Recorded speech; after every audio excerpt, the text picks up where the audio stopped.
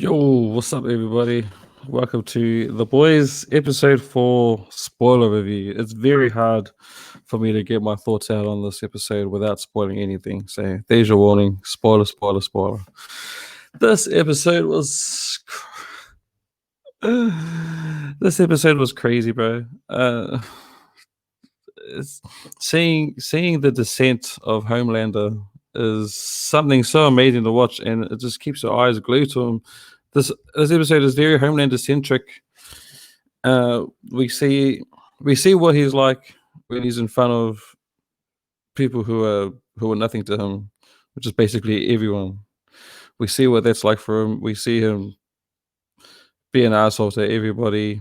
He has this interview with Queen Maeve in one part of the episode, and and the host is saying, "Oh well, you know, there's too many white people on the team. What do you have to say about that?" And he's saying, "Oh well, we got A Train. He's black, and we have Black Noir, who's doesn't affiliate with any race, but he pretty much covers them." And it's so hilarious how the show just takes everything that people may hold to believe and love and just make it so satirical and poke fun at everything. Like, no one is safe. No one is. Everyone's going to get picked on, no matter who you are. It could offend you or it could make you laugh. It didn't really offend me. Everything's funny. And we see him as well. Excuse me. We see him. He gets rid of A Train because he knows that A Train's been having heart problems. He ain't performing his best, and so he says, "Look, A Train, you're out, bro. You're out. That's it. Thank you for everything." And he says to him, "Look, you can always count on us. This was very hard for me to do. We'll always be friends, etc." And A Train is just shocked. He's like, "Fuck this shit." It was hilarious, and we find out that Homelander's been keeping Doppelganger locked up in a house way out in the nowheres, and Doppelganger has been transforming himself to look like Madeline Stillwell, and they've been acting in some very shady behavior together. And seeing that on screen was some of the best. It was so gross, but it was so entertaining to watch at the same time. But we're seeing Homelander just break down and be so vulnerable. He's just descending into madness. And shout out to Tony Starr for acting the way he does, because it's so believable and it's so riveting, and you can't stop watching. It's just amazing what he can do through his emotions, and just even the way this is done, but even the way he like uses his jaw to show when he's like pissed off, and like the way his eyes well up with water when he's feeling emotional, and the anger he can show through his that's acting for a unit. But his acting is so incredible, and I'm so glad that this episode was so centric on him, because it was such a great watch. Billy Butcher gets a little bit more to do in this episode. He gets told where Becca's been hiding. He somehow breaks into this unbreakable area where Becca's been staying, which is crazy. But he goes to her and they catch up, and he says, "Look, like, I want to get you out of here. You and the kid, sure, like, but I just want to get out of this shithole, and I want you to come with me."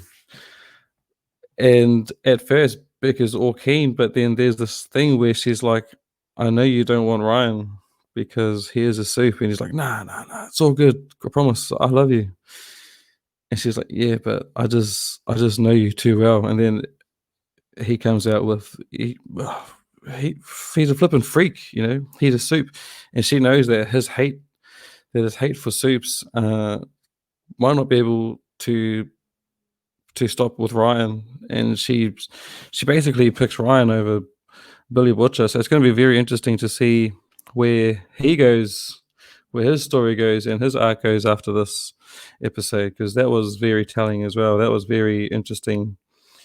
and we just don't know. Is he gonna take that as a sign where, well, okay, he's got to go. I've got to kill her kid. She's not going to accept that, obviously, and is he going to cause a rift in their relationship? Uh, who knows? Is it going to go the other way? Is he going to ask Ryan to trust him, and maybe they team up to take down the Soup so that they can live in peace with Becca? I don't know. There's so many different avenues they could go down, but yeah, man, this episode was super crazy. The scene that everyone I think is going to talk about is the scene where Homelander goes for a second visit to Doppelganger, and he walks out as Madeline Stillwell, and he's just not feeling it. He's like, all his vibes are saying, "Bro, piss off. You disgust me. I don't want to do this anymore." And then Doppelganger turns into Homelander. How do you even say this with a straight face? But basically, you're about to see Doppelganger as Homelander, about to S Homelander's C, and he says, you can look into my eyes when you. And it was so gross. It was so gross, but it was so interesting at the same time. But it was disgusting to watch. But it was like, that's the Boys TV show for you. It's so crazy and outlandish, but it was a good.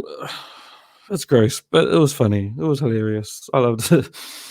And the guy was saying, "It's not gay when it's you." It's just so out the gate, the show, man. The show just slaps you in the face and says, "Did you like that?" I'm like, "Yeah, actually, that was funny." But yeah, this episode was bonkers. I feel like it's definitely hitting its stride now. This is the Boys. It's not as very, very low on action, which is what people like from the show, with the exploding heads and soups against soups and people blowing each other up. But there was not really none of that to this episode. It was more of a, like I said, it was like more of Homelander descending into madness and him realizing that he doesn't need people to look like Stillwell for him to feel good about himself. He's having a very conflicting relationship with Stormfront, which is very interesting because we don't know what Stormfront's up to, and she's going to be a very big problem for Homelander, and she's the only one giving him any grief at the moment, and very interesting to watch.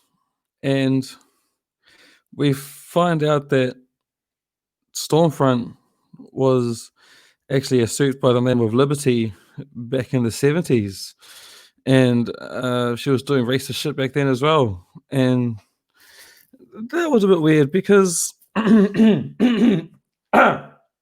sorry, if she was made way back then and she has the same powers, would people recognize that she has the same powers as Stormfront and Liberty, and would they put those two together, or does she have a different set of powers? Homelander's this crowning jewel. Lab-wise, like as an experiment, he's their crowning jewel. He's the big bad. He's the one that everyone's like, yes, he's the best. How was Stormfront raised, and how does Compound V make her not age? All this sort of stuff is shading your character in mystery, and it's very engaging. Yeah, Stormfront's going to be a huge problem for Homelander, and she was out there pretty much stealing his limelight. He was on the internet looking at memes that she got people to make of him, and he wasn't feeling it. He went to confront her, and yeah, I'm looking forward to that build-up being. I'm looking forward to seeing the fruition of that build-up come to life. Yeah. This episode was crazy. I loved it. People were complaining very much so of the way that Amazon Prime are releasing this episodically. I just think we're a bit too we're a bit too spoiled, really, and we just used to binge, binge, binge. But I don't. Still, again, I don't mind the wait. I like anticipating the next episode week to week. I like that we get to talk about it with everyone that likes the show for a week, and it doesn't bother me. But people have been review bombing the show because of the episodic weekly drops, which is pretty fucking stupid if you ask me. But hey, whatever. People do what they do. Anyway, that's episode 4 for you. Shoot, the show is the shit. Yeah.